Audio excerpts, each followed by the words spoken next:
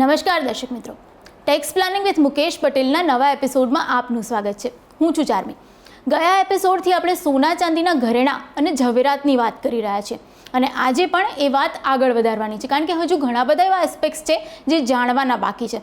ખાસ કરીને સોનું અને ચાંદી અને ઘરેણાં એ બધું જ આપણી રૂટીન લાઈફ સાથે જોડાયેલા છે, આપણી પરંપરાઓ સાથે જોડાયેલા છે.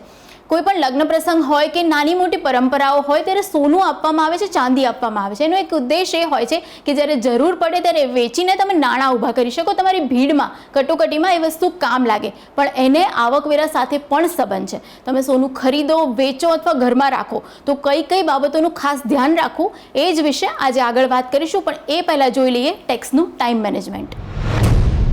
તો મુકેશભાઈ, ઘડીનો કાંટો ટીક ટીક કરી રહ્યો છે અને 12th જૂન આવી ગઈ છે, તો એડવાન્સ ટેક્સ વિશે થોડી માહિતી. જે નાણાકીય વર્ષ છે અત્યારે 21-22, એના 4 હપ્તામાં એમણે એમની વર્ષ દરમિયાનની જે પણ અપેક્ષિત આવક હોય એના ઉપર જે ભરવાપાત્ર ટેક્સ થતો હોય એમાંથી TDS વગેરેની રકમ તમે ઓછી કરો અને બાકી ટેક્સની રકમ જો 10,000 રૂપિયા કે તેથી વધુ થતી હોય તો એને જે 4 નિયત હપ્તાઓ પ્રમાણે 15 જૂન, 15 સપ્ટેમ્બર, 15 ડિસેમ્બર અને 15 માર્ચમાં એમણે 4 ઇન્સ્ટોલમેન્ટ્સમાં જે નિયત માત્રાઓ છે એ મુજબનો એડવાન્સ ટેક્સ ભરવાનો રહે. અને પહેલો હપ્તો જે છે એ તમારે 15%થી, એટલું સારું છે કે સીધો 25 નથી કર્યો, તમને ધીમે ધીમે પગથિયા ચડાવે છે એટલે તમે હાંફી ન જાઓ. એટલે 15%નો તમારો હપ્તો છે. હવે આમાં પણ ચારમી આપણા દર્શક મિત્રોને આપણે જે કેટલાક એક્સેપ્શન્સ છે, એક તો મેં આ 10,000 વાળો નિયમ સમજાવ્યો. 10,000થી ઓછો જો ટેક્સ હોય અંદાજિત આખા વર્ષનો તો you don't need to pay any advance tax. એ ઉપરાંત તમે જો સિનિયર સિટીઝન હો અને ભારતના રહીશ હો, એટલે કે જે સ્પેશિયલ કેટેગરીમાં આવે છે તે, પણ એવા કેસમાં કે જે લોકો ધંધા કે વ્યવસાયની આવક ધરાવતા ન હોય. દર્શક મિત્રો, આપ સૌને ખ્યાલ છે કે આ કેટેગરીમાં આવતા સિનિયર સિટીઝન ટેક્સ પેયર્સને એડવાન્સ ટેક્સ ભરવામાંથી સંપૂર્ણ મુક્તિ આપવામાં આવી છે. એટલે એ એમનો ટેક્સ જ્યારે એમનું રેગ્યુલર ટેક્સ રિટર્ન ભરાય ત્યારે એ સેલ્ફ એસેસમેન્ટ ટેક્સ સ્વરૂપે ભરી શકે. બીજો પણ એક મહત્ત્વનો અપવાદ છે અને એ પણ એક રાહતકારક જોગવાઈ છે. ચારમી આપણે દર્શક મિત્રોને સમજાવીએ તો કે અમુક પ્રકારની તમારી આકસ્મિક આવક ઉપરાંત આજે ઘણીવાર એવું બને કે મૂડી નફો છે, તમને ખબર નથી જૂન પહેલાં કે મને ક્યારે મૂડી નફો થવાનો છે. કોઈ વાર સપ્ટેમ્બરમાં થાય, ડિસેમ્બરમાં થાય. માની લો કે ડિવિડન્ડ, તો કઈ કંપની ક્યારે કેટલું ડિવિડન્ડ આપે તમને ખબર નથી. તો આ કેપિટલ ગેઇન્સ અને ડિવિડન્ડના સંદર્ભમાં એક વિશેષ અપવાદ એ છે, કારણ કે જો તમે અધરવાઇઝ ડિફરમેન્ટ ઓફ ટેક્સ કર્યો હોય તો તમારે વ્યાજ ભરવું પડે છે.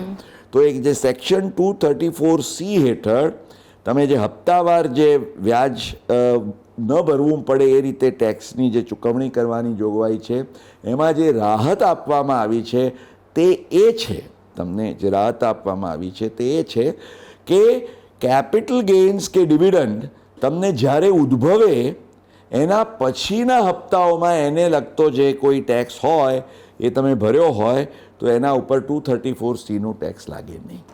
પણ અન્યથા તમારે આ જો 15%નો તમે હપ્તો સમયસર નહીં ભર્યો તો ચારમી શું થાય, તમને મહિને 1%, એટલે 3 મહિનાનું, કારણ કે તમે આ ક્વાર્ટરનું ચૂક્યા અને પછીના ક્વાર્ટરમાં ચૂકો તો પણ ઇનફેક્ટ પછીની 15મી જૂનનું તમે 16મી જૂને ચૂકો ને તો પણ 3 મહિનાનું વ્યાજ, એટલે 3%, વાર્ષિક 12%.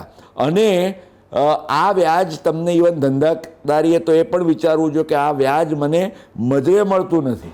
હા, ધંધાકીય હેતુસર તો તમે જે પૈસા બોરો કર્યા હોય તો એનું વ્યાજ ચૂકવો છો, તમને કપાત તરીકે બાદ મળે છે, ટેક્સનું વ્યાજ પણ મળતું નથી. એટલે આ ટેક્સના ટાઈમ મેનેજમેન્ટમાં આપણા દર્શક મિત્રો ન ચૂકે, ચારમી એ ખૂબ જરૂરી છે. તમે કીધું કે બધી વસ્તુઓનું તમારે ડિટેલ બનાવવાની, પણ આપણે ત્યાં તો પરંપરામાં સોનું છે, એટલે ગિફ્ટમાં પણ તમને સોનું મળે, બક્ષિસ મળે, લગ્ન પ્રસંગે તમારે સોનાની આપલે થતી હોય.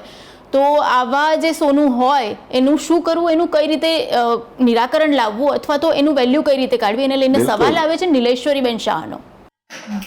બક્ષિસ, વારસા કે વસિયત હેઠળ મળેલ દાગીના ઝવેરાત સંદર્ભમાં કરદાતાએ કઈ વ્યવહારુ બાબતોનો ખ્યાલ રાખવો જોઈએ? ઇનફેક્ટ ઘણીવાર એવું બને કે કોઈ ઘરના મહિલા હોય, એને આજે એના માતા કે એના દાદી કે નાની એમના પાસેથી એકચ્યુઅલી ઓફિશિયલ મળ્યું છે, પણ મુશ્કેલી ક્યાં થાય કે એ એમ કહે કે ભાઈ મને મારા નાની, અને તમે વિચાર કરો, ઇનફેક્ટ હું મારી જ વાત કરું તો મારા જેવા ઉંમરના જે છે, અમારા બધા 1970-75ની આસપાસના સમયગાળામાં જ્યારે લગ્ન થયા ને, ત્યારે તો 100-200 રૂપિયા પર 10 ગ્રામ્સ, એટલે તોલે ગણીએ ને તો 250ની અંદર આવે મેક્સિમમ. અને આજે 50,000 ઓળંગીને પાછું 48 આવ્યું. એટલે તમે વિચાર કરો what is the huge variation.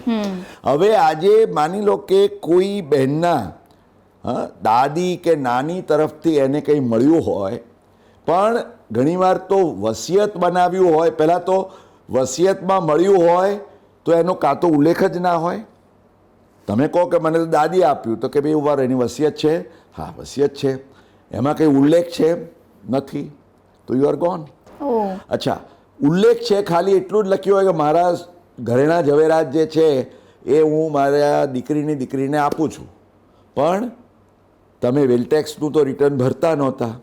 No problem. આજે જ્યારે સુધી વેલટેક્સ હતો 30 લાખ રૂપિયા, તો એ વખતે ઇઝીલી તમે લગભગ 1.5 કિલો સુધીના દાગીનાને રાખી શકતા હતા વેલટેક્સ રિટર્ન ભર્યા વગર. પણ એનો અન્ય કોઈ પુરાવો નથી, તો એટલીસ્ટ તમે વસિયત બનાવો તો એમાં એક સ્પષ્ટ નોંધ કે ડિસ્ક્રિપ્શન આપો. દાદી કે નાની હોય એમ લખી પણ શકે કે ભાઈ મારા લગ્ન થયા આજે આટલા વર્ષો થયા. તો આ જે બધી બાબતો છે જેને કોર્ટોએ પણ ડિસ્ક્રાઇબ કરી છે લાઈક પ્રી પોન્ડરન્સ ઓફ પ્રોબેબિલિટી. આજે એક સારું કુટુંબ હોય, આજે દાદી કે નાની કોઈ રિસ્પેક્ટેબલ ફેમિલીમાંથી આવતા હોય તો એમની પાસે આટલું તો હોય સોના ચાંદી ઝવેરાત, અને વસિયત છે અથવા તો વારસામાં, આજે એમ સમજો કે વસિયત નથી પણ વારસામાં 3 બહેનો, તો અપેક્ષિત છે કે એમને ત્રણેયને વહેંચાયેલું હોય. એટલે શક્ય એટલા, જો વેલટેક્સ રિટર્ન હોય તો એ, શિડ્યુલ AL હોય તો એમાં ઉલ્લેખ કરાયો હોય તો એ, વારસા કે વસિયતમાં એનો તમે કોન્ટેમ્પરરી એવિડન્સ જે આપી શકો. તમે કહ્યું કે લગ્ન વખતે પણ, લગ્ન વખતે તમને જે મળે છે ઇઝ કમ્પ્લીટલી એક્ઝમ્પ્ટ. તો આવી નાની મોટી આજે કોઈએ તમને ચેન આપી, વીંટી આપી, ઇવન ઘરની અંદર કોઈ નાનું બાળક જન્મે તો એ બાળકના માટે પણ તમે જે કંઈ સોનું ચાંદી વગેરે વસાવ્યા હોય એની નોંધ રાખી શકો. એટલે આ જે બાબતો, ઝીણી બાબતો છે કે વસિયત, વારસા, બક્ષિસ, લગ્ન પ્રસંગે મળેલી વસ્તુઓ સ્વાભાવિક છે, તમે કહ્યું એમ પરંપરાની છે, પણ એને લોજિકલી તમે ડોક્યુમેન્ટ કરીને ક્યાંક રાખી હોય તો એ તમારા માટે અત્યંત ઉપયોગી થઈ શકે. એટલે દર્શક મિત્રો, આ ઝીણી ઝીણી બાબતો પણ તમે લક્ષ્યમાં રાખો એ તમારા માટે ખૂબ જરૂરી છે. પણ મુકેશભાઈ, અત્યાર સુધી આપણે વાત કરીએ ઘરમાં પડેલું સોનું હોય એને સંભાળવાની વાત કરી, પણ જ્યારે કોઈક વાર જરૂર પડે ને આ સોનું આપણે વેચવા જઈએ તો એની પર ટેક્સની શું જોગવાઈ છે, એને લઈને સવાલ આવે છે વિશ્વાની કુમનો. કરદાતાની માલિકીના ઘરેણા ઝવેરાતના વેચાણ સમયે તેની મૂડી નફાની ગણતરી તેમજ કરપાત્રતા માટેના શું નિયમો છે? એટલે આપણે ત્યાં ઇનફેક્ટ એમ કહેવાય છે કે દુનિયાની અંદર કદાચ ઘરેણા ઝવેરાત ધારણ કરવામાં આજે ભારતીયો પણ, આજે બિલકુલ નાનું કુટુંબ હોય પણ તમે જુઓ કે એણે પોતે કંઈક પૈસો બચાવીને આ બધું તો ભેગું કર્યું જ હોય. એટલે તમે કહ્યું એ પ્રમાણે તમે આ બચત કરીને તમારી પાસે જે સોના ચાંદી ઘરેણા ઝવેરાત રાખ્યા છે એના સંદર્ભમાં ક્યારેક જરૂર પડી અને તમે વેચાણ કર્યું. ઘણીવાર એવું પણ બને તમને એમ લાગે કે હવે ઘણું થઈ ગયું, મને વારસામાં મળ્યું, વસિયત હેઠળ મળ્યું, આ છે તે છે. હવે I would like to idle રાખવાને બદલે હું એને, જો કે મેં કહ્યું એ પ્રમાણે હું તો 70 અને 2020 50 વર્ષની અંદર મેં તમને કહ્યું એમ 200 રૂપિયાની સામે 50,000થી પણ વધારે. ઇવન તમે ઇન્ડેક્સ ગણો, અહીંયા આગળ ઇનફેક્ટ જે વિશ્વનો સવાલ છે એમાં ઇન્ડેક્સેશન એ ખૂબ મહત્ત્વની બાબત બનશે. કારણ કે પ્રશ્ન એ થાય કે તમે અન્ય જે કોઈ મિલકતો વેચો એ તો ક્યારે તમે ખરીદી કે ધારણ કરી એનો ડેફિનિટ એવિડન્સ હોય. હવે અહીંયા આગળ આપણે 4મી જે જોયું એ પ્રીપોન્ડરન્સ ઓફ પ્રોબેબિલિટી, એટલે આજે કોઈએ વેચ્યા તો પ્રશ્ન એ આવે કે ભાઈ આ ક્યારે, જો એણે ખરીદી કરી હોય એનો પુરાવો હોય ને એ જ વેચતા હોય તો કોઈ પ્રશ્ન નથી. પણ અન્યથા તમે શું કહો કે ભાઈ મને આ મારા લગ્ન પ્રસંગે મળ્યા, તો લગ્ન ક્યારે થયું? જો 2001 પહેલાં લગ્ન હોય તો 2001ની કિંમત લેવાની. દર્શક મિત્રો, 2001માં પણ ભલે ઇન્ડેક્સ જે આપણે 100નો બેઝ ગણીને અત્યારે 3 ટાઈમ્સ 300 ગણીએ છીએ, according to the price of gold 2001માં 1 એપ્રિલ 2001 લગભગ 4,000નો ભાવ હતો અને આજની તારીખે પણ 48,000 છે, એટલે 12 ટાઈમ્સ. એટલે gold as an investment also લોકો એમ માને છે કે પકડી રાખવા જેવું હોય છે. પણ તમે કહ્યું એમ વેચવાનું થાય તો જે કેપિટલ ગેઇન્સવાળો નિયમ છે કે ક્યારે તમે ધારણ કર્યું એનું એક વેલ્યુએશન લો. સોના ચાંદીનો તો તે વખતનો ભાવ મળે, ઝવેરાત હોય તો you will need a valuation report of that date, કારણ કે એની કોઈ સ્ટેન્ડર્ડ પ્રાઇસ હોતી નથી. અને એ વેલ્યુએશનને આધારે ઇન્ડેક્સેશન કરીને પછી જે નફો રહે એના ઉપર તમારે 20%નો long term capital gains tax depending on તમે કોઈ સરચાર્જ કે વગેરેમાં આવતા હો તો ધીસ ઇઝ બ્રોડલી ધી મુખ્ય વસ્તુ મેં કહ્યું એ પ્રમાણે ધારણ કર્યાનું અને ઇન્ડેક્સેશનનું એમાં તમારે એક ચીવટને કાળજી રાખવાની. ઓકે, પણ મુકેશભાઈ એક સવાલ મને થાય કે તમે કીધું કે તમે વેચો એટલે લોંગ ટર્મ કેપિટલ ગેઇન તમને લાગે, તો એને તમે બીજા કોઈની સામે સેટ ઓફ કરી શકો ખરા? ધારો કે શેરનો લોસ હોય તો એની સામે તમે વિચાર કરો, કોઈ એમ કે ભાઈ આ તમારે જો આ સોના ચાંદીના ગેઇન ઉપર ટેક્સ ભરવાનો થાય તો કેટલો ભરવાનો થાય? 20%. તમારે આ જે લોસ છે શેર બજારનો, જો તમારો લોંગ ટર્મ હોય તો એના ઉપર ટેક્સ ભરવાનો થાત તો કેટલો થાત? 10%નો. એટલે આ 10% ફેમિલીવાળો લોસ તમે 20% ફેમિલીના ગેઇન સામે સેટ ઓફ કરી શકો? તો the answer is yes. In fact CBDTનો આ મુદ્દા ઉપર સ્પષ્ટ સર્ક્યુલર છે કે આવકવેરાના કાયદામાં there is no sequence specified કે પહેલાં આ સેટ ઓફ થાય ને પછી તે સેટ ઓફ થાય. એટલે એમણે કહ્યું કે કરદાતા એની મરજી પ્રમાણે અને એને જે સૌથી વધારે લાભદાયી હોય એ મુજબ એ લોસનું સેટ ઓફ કરી શકે. ઘરેણાં અને ઝવેરાત જ્યારે પણ ખરીદો અથવા તો વેચો ત્યારે આવકવેરો કઈ રીતે અસર કરશે તે જાણવું જરૂરી છે. સોના ચાંદીના ઘરેણાં વિશે તો આપણે વાત કરી, પણ સાથે સાથે ઘણા બધા લોકોના ઘરમાં સોના ચાંદીના વાસણો, ખાસ કરીને ચાંદીના વાસણો હોય છે, તો એને જ લઈને એક સવાલ આવે છે સંગીતાબેન રાજપૂતનો. છેલ્લા એપિસોડમાં તમે ઘરેણાં ઝવેરાતના વેચાણ ઉપર થતા મૂડી નફાની કરપાત્રતા સમજાવી, તે ખૂબ જ ઉપયોગી રહી. મેં સાંભળ્યું છે કે ઘરના ચાંદીના વાસણો વેચવામાં આવે તો તેના નફા ઉપર કોઈ આવકવેરો ભરવા પાત્ર થાય નહીં. શું આ સાચું છે? ચાંદીના વાસણોને ઘરેણાં ઝવેરાતથી કંઈક જુદા જ પેડેસ્ટલ પર, અને ઇનફેક્ટ એક સમય હતો કે જ્યારે આ મુદ્દા ઉપર કાનૂની વિવાદો પણ થતા હતા, પણ હવે તો સુપ્રીમ કોર્ટથી માંડીને ગુજરાત હાઈકોર્ટને બધા જ કોર્ટોએ આને લગભગ સેટલડ સિચ્યુએશન કરી નાખી છે. એટલે તમારે માટે ને દર્શકો માટે there are good news. Charmi, મૂડી નફાની જે વ્યાખ્યા છે આપણે અગાઉ પણ એકવાર જોયું હતું કે વોટ ઇઝ કેપિટલ ગેઇન. મૂડી નફો એટલે શું? કોઈ પણ મૂડીરૂપી મિલકતના હસ્તાંતરમાંથી ઉદ્ભવતો નફો. હવે હસ્તાંતર તમે કર્યું, નફો પણ થયો છે, પણ જે મિલકતનું તમે હસ્તાંતર કરો છો જો એ આવકવેરાના કાયદા હેઠળ મૂડીરૂપી મિલકત ની કેટેગરીમાં આવતી ન હોય તો એ કેસમાં ટેક્સ લાગી શકે નહીં. અને જે આવકવેરાના કાયદા હેઠળ સેક્શન 2 સબસેક્શન 14 એટલે કલમ 2ની પેટા કલમ 14 હેઠળ મૂડીરૂપી મિલકત કેપિટલ એસેટની જે વ્યાખ્યા આપવામાં આવી છે એની અંદર આ જે સોનું ચાંદી અથવા તો અન્ય કોઈ પ્રેશસ મેટલ કે પ્રેશસ સ્ટોન્સ એના જે ઘરેણા ઝવેરાત જ્વેલરી ઓર્નામેન્ટ્સને કેપિટલ એસેટ ગણાશે એવું એમાં સ્પષ્ટ અપવાદ કરવામાં આવ્યો છે. કારણ કે આમ તો એ પર્સનલ ઇફેક્ટ્સ છે, અંગત ઉપયોગની ચીજ વસ્તુઓ, પણ આને એમાંથી એક્સેપ્શન તરીકે કાઢી નાખવામાં આવે. હવે કોર્ટ સમક્ષ જ્યારે આ મુદ્દો ગયો ત્યારે કરદાતાએ પહેલી જ વાર એવું કહ્યું, ઇનફેક્ટ સુપ્રીમ કોર્ટ સુધી આજે કેસ ગયો મહારાણી ઉષાદેવીના કેસમાં, અને એ સુપ્રીમ કોર્ટ સમક્ષ આજે રજૂઆત એવી કરવામાં આવી કે ભાઈ આ તો અમારી અંગત ઉપયોગની ચીજ વસ્તુઓ છે, પર્સનલ ઇફેક્ટ્સ છે, ને પર્સનલ ઇફેક્ટ્સ ઉપર તો ટેક્સ છે નહીં, અને ચાંદીના વાસણો ઘરેણા ઝવેરાતમાં આવે નહીં, એટલે એ અપવાદની અંદર એ ટેક્સ થાય નહીં. એટલે આવકવેરા ખાતા તરફથી અનેક દલીલો કરવામાં આવી. ઇનફેક્ટ એક ગુજરાત હાઈકોર્ટનો બીજો ચુકાદો આવ્યો એચસી વડિયાના કેસમાં. આ બંને કેસોની અંદર શું શું આર્ગ્યુમેન્ટ્સ કરવામાં આવ્યા? પહેલું તો એમ કહેવામાં આવ્યું કે ભાઈ આ અંગત ઉપયોગની ચીજ વસ્તુ હોય તો તમે ચાંદીના વાસણ તો વર્ષમાં તમે 2 વાર જ વાપરો, કે ગર્ભ શ્રીમંત કુટુંબો કદાચ રોજ ચાંદીના વાસણોમાં જમતા હોય, પણ સામાન્ય રીતે મધ્યમ વર્ગના ને આપણે બધા આવીએ તો એ ચાંદીના વાસણો આપણે રાખીએ, કોઈક વાર તહેવારે ઉપયોગ કરીએ, એટલે રેગ્યુલર તો યુઝમાં ન આવતા હોય.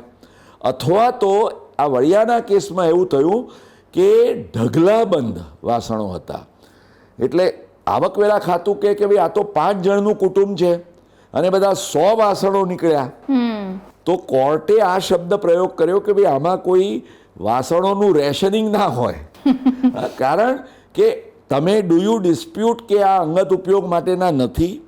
હવે અંગત ઉપયોગ માટે આજે આપણે ઘરમાં ક્રોકરી પણ જરૂર કરતાં વધારે વસાવી હોય, પણ ધેટ ડઝ નોટ મીન કે પર્સનલ યુઝ માટેની નથી થતી. એટલે દર્શક મિત્રોને આપણે એમ કહી શકીએ કે તમારા અંગત ઉપયોગ માટેના જે ચાંદીના વાસણો વગેરે હોય, ચાંદીના ઘરેણા હોય તો એના પર ટેક્સ લાગશે મૂડી નફા, પણ ચાંદીના વાસણો વગેરે હોય તો એના ઉપર મેં કહ્યું એમ સેટલડ લો એવો છે કે there is no question of any capital gain tax. ભલે લાખો રૂપિયાનો તમને ગેઇન થાય તો પણ. કેમ? કારણ કે it is not a capital asset per se. Okay, પણ મુકેશભાઈ આનાથી મને એક સવાલ થયો કે આપણે ગયા એપિસોડમાં જે શરૂઆતમાં વાત કરી હતી કે 500 ગ્રામ સોનું એક ફિમેલ હોય તો એ રાખી શકે, તો એમાં હીરા ઝવેરાતનો કે પેલા ડાયમંડ્સનો કે એનો સમાવેશ થાય ખરો કે એ નહીં ગણવાનું? ચાર્મીબેન, આનો કોઈ સીધો સટ જવાબ નથી. એટલે જે મેં તમને કહ્યું લાસ્ટ ટાઈમ, પ્રીપોન્ડરન્સ ઓફ પ્રોબેબિલિટી, એના ઉપર જવાનું. સામાન્ય રીતે ઇનફેક્ટ આ જે બોર્ડનો સર્ક્યુલર છે એ 500 ગ્રામ સોનું અથવા ઇક્વિવેલન્ટ, એટલે જો તમારું હીરા ઝવેરાત વગેરે તમને શોખ એનો છે, આજે માની લો કે તમારી પાસે 200 ગ્રામનું જ સોનું છે અને 300 ગ્રામ વર્થનું હીરા મોતીનું વેલ્યુ છે, તો તમે 500 ગ્રામની અંદર ઇન્ક્લુડ કરી શકો. That's one view. The other view is કે ભાઈ વાત સોનાની છે 500 ગ્રામ, પણ એ સોનાની અંદર જે કંઈ મળેલું હોય ઝવેરાત તો એ પણ એનો ભાગ ગણાય, એવી પણ દલીલ થઈ શકે. એટલે પણ એઝ આઈ સેડ, તમારા કુટુંબ, આજે મુદ્દો ક્યાં આવે? તમારી દીકરીનું લગ્ન હજી ગયા વર્ષે જ કર્યું છે, જ્યારે સોનાનો ભાવ 50,000 રૂપિયાનો હતો, અને તમે સીધું દીકરીના લગ્ન પ્રસંગે આ તો મેં ખરીદી કરી એમ કરીને તમે જો એક્સપ્લેનેશન આપવા જાઓ અને તમે એમ કહો કે ભાઈ મેં એમ કે 800 ગ્રામની ખરીદી કરી, તો 800 ગ્રામ સોનું એટ ધ રેટ ઓફ 50,000 રૂપિયા ફોર એવરી 10 ગ્રામ્સ, એની કિંમત શું થાય? આવકવેરા અધિકારી તરત જ પૂછે, વેઇટ અ મિનિટ, તમે આ ખરીદ્યું? રૂપિયા ક્યાંથી લાવ્યા? એ રૂપિયાનો પણ જો તમે ખુલાસો ના કરી શકો તો 69 રેડ વિથ 115 BBE. પણ તમે એમ કહો કે ભાઈ આ ઝવેરાત મને વસિયતમાં મળ્યું છે, બહુ વર્ષો પહેલાં મારા લગ્ન પ્રસંગે જ્યારે ભાવો ખૂબ નાના હતા એ વખતનું મળેલું છે. આજકાલના લગ્નો હોય ને તો એમાં ખાસ કાળજી લેવાવી જોઈએ, કારણ કે at the current prices it is going to be a challenging situation to explain all this. Okay, તો દર્શક મિત્રો, સોના ચાંદીના ઘરેણાં અને ઝવેરાત એના પર આવકવેરો કઈ રીતે અસર કરે એ વિશેની વિગતો આપણે 2 એપિસોડમાં જાણી. પણ અંગત યુઝની જે મિલકતો હોય અથવા તો ધંધાકીય યુઝ માટેની મિલકતો હોય એના પર આવકવેરો કઈ રીતે લાગે અને કઈ કઈ વસ્તુઓ ધ્યાનમાં રાખવાની એ તમામ વિશે વાત કરીશું આવનારા એપિસોડમાં. તો ટેક્સને લઈને તમને પણ કોઈ પણ સવાલ સતાવતો હોય, કોઈ પણ મૂંઝવણ હોય તો તમે એ અંગેના સવાલો અમને પૂછી શકો છો. વોટ્સએપ પર વિડીયો રેકોર્ડ કરીને પણ આ સવાલ તમે મોકલી શકો છો અને ઈમેલ દ્વારા પણ તમારા સવાલો તમે અમને પૂછી રહ્યા. તો જોતા રહેજો tax planning with Mukesh Patel.